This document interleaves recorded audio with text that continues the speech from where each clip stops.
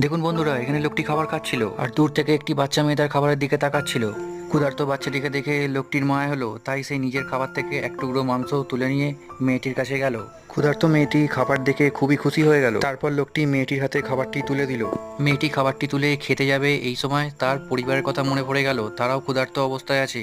তাই সে খাবারটি আর খেলো না। তাই মেয়েটি চিন্তা করলো এই খাবারটি সে তার পরিবারের জন্য নিয়ে যাবে, তাই সে খাবারটি একটি পলিথিনের ভিতর সংরক্ষণ করে নিল।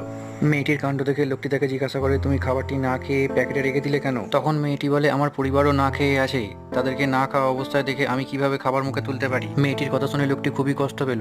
তারপর লোকটি যেটা করলো সেটা দেখে আপনারা খুবই অবাক হয়ে যাবেন। তারপর লোকটি মেয়েটির পরিবারের জন্য কিছু খাবার কিনলো আর কিছু টাকা খাবারের ব্যাগটিতে রেখে দিল।